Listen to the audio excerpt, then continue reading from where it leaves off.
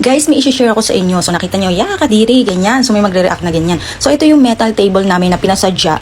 No, ano to, ang sukat nito is sukat dito sa kusina. So hindi ko muna ipapakita buong buo kasi nakakahiya naman. Pero ito na nga, no, yan na yung pinaka, actually may nakabalot dito.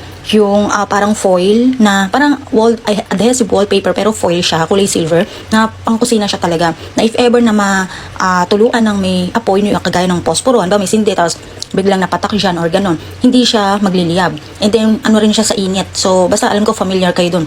So, tinuklap namin yun kasi nung naglagay kami nito, epoxy, iba pala yung texture. So, tumutulo-tulo siya hanggang doon, ganyan, dyan. And then, eto hindi masyado siyang ganito. Kasi nga, hindi naman yan dito kasi nagpapatong kami ng mainit. So, nagmumoy siya. Dati wala yung ganyan. So, may mga scratch yan dyan kasi nilinis ko dati at naglagay nga ako nung parang foil na yon. So, wala to dati. Walang ganyan. Pero although may pangit-pangit na dyan. So, nagbuo-buo yung kalawang. So, ngayon may nakita ko dito sa TikTok. Ayan. Share ko sa inyo. Lilihahin ko yan, tatanggalin ko, syempre. Guys, yung nakikita nyo kaldero, ayan, ay hinuhugasan ko yan ulit bago ko gamitin kasi nga nakapatong dyan. Hindi pa ako bumibili ng organizer para dito kasi nga, tinanggal ko na, tinapong ko na lang din kasi luma na. So, ito yung nakita ko. Gotti Multi-Surface Paint, Wood, Metal, Concrete, basta yan. Ito daw ay pwede sa metal, pwede sa wood, pwede sa plastic. So, all in na yata ito. Di na rin kailangan ng thinner or something. Nakamix na to. Ready to use na siya.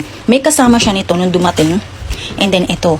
So, sa ngayon, hindi ko siya mabivideo ng paano ko ginagawa. Pero ito yung itsura niya, ha?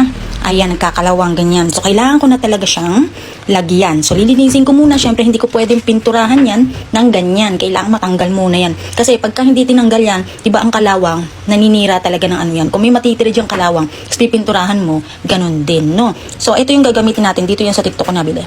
So, tatry muna natin, no, bago ko talaga totally sabihin okay siya. Kung wala talaga siyang amoy, ganyan. Kasi, yung iba, eto, gaya nito, sabi nila, wala daw amoy yan. Odorless, pwede daw sa bata. Pero nagulat kami nung pagdating, grabe, ang lakas ng amoy. No, hindi siya pwede sa may allergic rhinitis. For me, malakas ang amoy kasi ayoko talaga. Sinumpong kami mag-asawa ng allergic rhinitis. Buti na lang si Bunso ay nasa school nung time na ginawa yan ni Papa Ryan. So, yun lang, no. Check natin kung talagang walang amoy dahil odorless daw to. So, balikan ko kayo guys kung ano magiging resulta nito, ha. So, nakita nyo na yan, ha.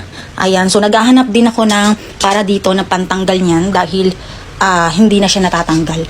Anyway, yun. Balikan ko na lang kayo. Bye!